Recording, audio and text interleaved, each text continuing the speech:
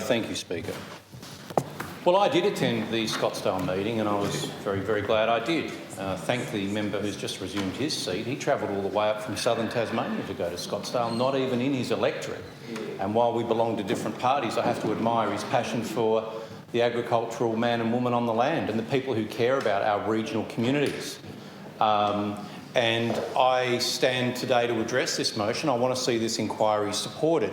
I want to let members of the opposition know that there's actually quite a lot of people from the North East tuned in right now listening to your appalling behaviour, interjections and some of the appalling descriptions of agricultural land that they've heard from the member for Braddon. Running down their country, running down their land, running down the productivity potential of Bert Farquhar's legacy was grossly upsetting for me in my office listening to Dr Broad, and that's the feedback that I've had as well from Gladstone this afternoon. Accurately describing the soil. You may well wish to add to the record through your interjections, Dr Broad.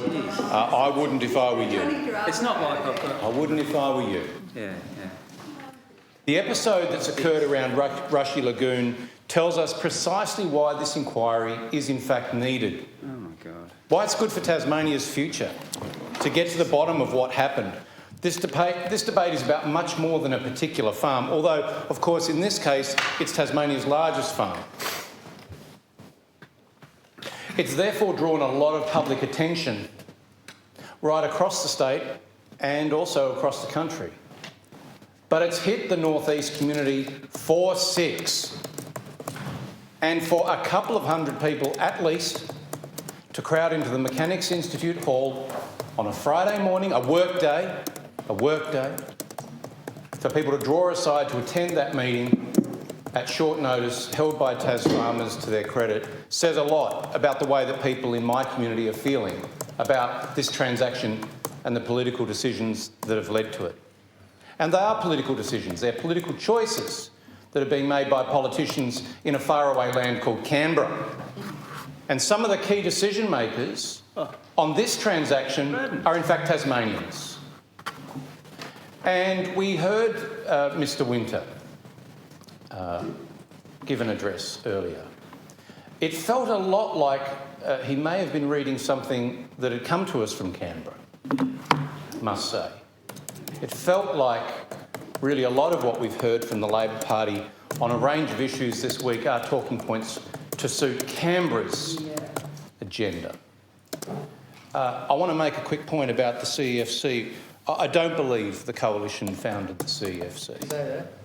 I know you didn't say that, Carbon Mr Winter, accounting bit. That was... but I remember well that it was established under the Rudd-Gillard-Rudd governments.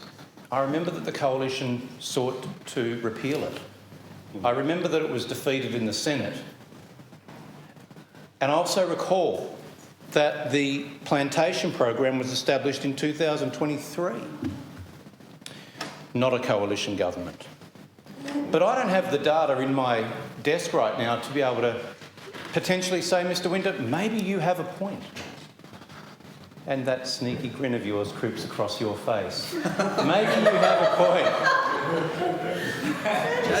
I like it when you smile, you should do it more. You said maybe I have a point. Because I want to say to all of the members on that side of the House, 2 of whom have had the capacity to rise and take to their feet and speak to this issue on behalf of the Federal Labor Party, the issue shouldn't be, even though I think the Federal Labor years have established the key components of what got us here, the issue shouldn't be who invented a particular government finance mechanism. And I don't believe that Minister Pearce's motion goes anywhere near that. Well, what is the issue about? Well, the issue is about what the elected government in Canberra have done with those mechanisms, which is what the inquiry that we're proposing seeks to uncover. The fact is that the sale process has travelled a long way. Yeah, for a long time. 8 years. And, you know, we get these interjections that again continue to undermine local feeling. You're actually just riding roughshod with your Minister Collins, Treasurer Chalmers, Energy Minister Bowen's talking points that suits the Labor agenda for Australia. not a Tasmanian agenda for regional prosperity. The Federal Treasurer approved the sale really only because it was an overseas buyer. And I won't be a hypocrite on this, because we need to have international investment in our country and in our state, and I haven't heard a single member of this side of the House say otherwise. As Mr DeFalco just said, it is a wake-up call.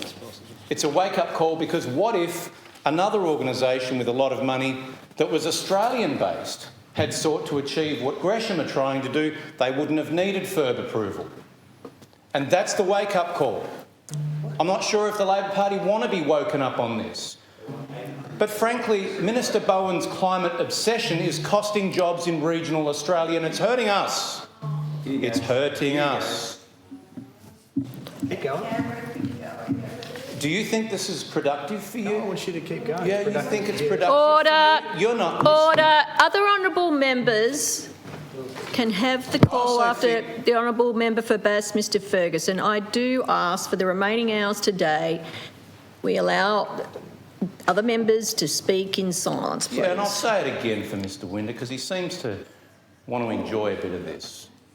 When big capital city policies hurt small rural communities, they deserve to be listened to and respected. Exactly. You could have taken the trip up the highway yourself, you didn't. To Dr Broad's comments, my word, what a prosecution of what people will interpret as the worthless bit of ground up at Rushy. That's how it'll be received. $6,000 a hectare, mate. The way you spoke about Rushy, you'd nearly think that if you could put a match to it and get rid of it altogether, you would. It was dismissive, and you trampled on the people that worked there. During Dr Broad's contribution to this debate, he said, "Don't the Liberals believe in private property rights anymore?" That's right. So I wrote it down. Thank you. I thought, wow, this guy's still not listening. We do, in fact, believe in private property rights. We do believe in the free market. There you go. But this is not free market action. And I think, again, it shows Labor's just not listening. There's not a soul in Dorset that believes this is a free market action. Now, you can put your quizzical looks on your faces. In the free market, competing buyers put their own money on the table, not government. They make investment decisions on their merits, not because of federal Labor policy. At Rushy Lagoon, one buyer came to the table,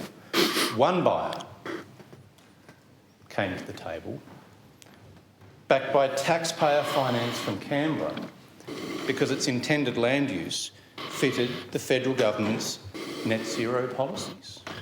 Was created by... Does that sound like a free market? Dr Broad, to your challenge, I've taken up your challenge and you are squarely defeated on the point. Oh, good. A consortium wanting to continue operating Rushy as a dairy farm didn't have access to that same massive market-distorting financial advantage of $69 million. That is not a free market at work. They tried to sell the dairy. That is a government tried to sell the dairy. distorting No one bought them. the market. You're not on strong ground here, Dr Broad. So don't attempt to lecture us on private property rights. We support private property rights, private investment, forestry and agriculture. I've got a 22-year track record of supporting forestry, including at times where the Labor Party got captured by the Greens and tried to shut it down. Did shut it down. To reopen it. And by the way, I remember a time where the Greens would have been marching in the streets about the idea of a pine monoculture across thousands of hectares of ground. They've gone very quiet on that. You're getting Greens to the floor. I think this inquiry is needed. Jumping the shark on that. Yeah, geez. Really stretches it out. Because the Labor Party seemed so settled on this, but there have been, and I want to add my compliment that Minister Archer raised in relation to the local federal member, Jess Teasdale. I think she's in a difficult position. She has to be accountable for her own decisions, and she has made a decision to back this in. She's made that call. Yeah. It was good of her to go. It was. It was interesting to me that a Labor senator was in the front row, could have potentially taken the questions for her local member colleague, didn't. Again, that says something about Jess having a sense of responsibility to attend. Good on her. I've been in that situation many times. But where was the Minister for Agriculture? You see, Mr Winter fails to mention that during the coalition years, he did bring up. Did you mention Angus Taylor? I think you did. I did, yep. Yeah, you did. Give Because my when I thanks was to with Angus. Angus Taylor in Great job, Scottsdale Angus. on a cool morning at the House paddock, where again about another, I'd suggest 50 people attended early in the morning with Senator Colbeck and others. He pointed this out to me as well, except that he gave me more information than you gave this House, Mr Winter, because he pointed out that they changed the law, they improved the law to give a new power to the Agriculture Minister. And you didn't mention this in your contribution, Mr Winter, probably because the Minister Collins' talking points that you delivered to us didn't really want us to know that in that law change, the Ag Minister, the Federal Ag Minister, has a right of veto on Foreign Investment Review Board decisions, right, around impact, adverse impact on agriculture.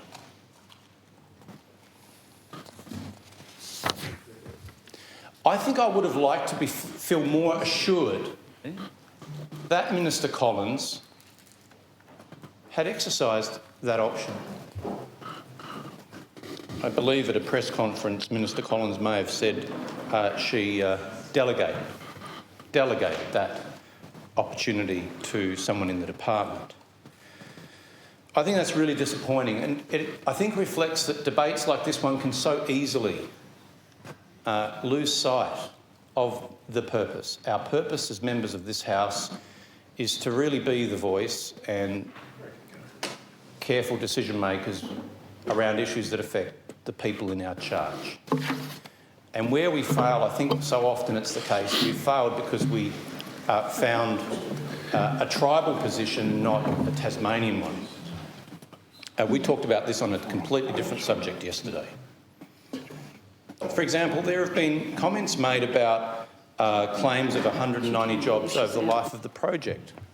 And that's a great number. It sounds like a great number at face value, but is it a great number? I think that's a fair question. The inquiry could find that out, because locally there's deep scepticism around those figures, even from Tas farmers, which I'm going to read in a moment. The strong local belief, which I've had from a stock agent on Monday afternoon, is that there will be little, perhaps no, direct ongoing employment at all. So 3,000. I'll say it again. The feedback from someone who spoke directly at one of the sessions is that there will be little, perhaps no, direct ongoing employment once the plantation is established. I know that there'll be jobs for contractors during plantation establishment. I know that, you know that, we all know that. But how is that 190 constructed? Is it 190 over 40 years? They're not planting the whole farm. You do know Thank you, that, Dr. Ed. Broad. Thank 9,000 hectares. Thank you for Order. All the Thank planting. you. Order. There will be cows. Dr. Broad, member for Braddon. About Dr. Broad. Don't- And that'd be one of them. If the member for Bass could stop inciting Dr. Broad, please. Thank you. Well, I'll just continue with my speech, actually, Deputy Speaker. I was being interrupted by the member. I think Tasmanians are entitled to know how many of those jobs are real every year.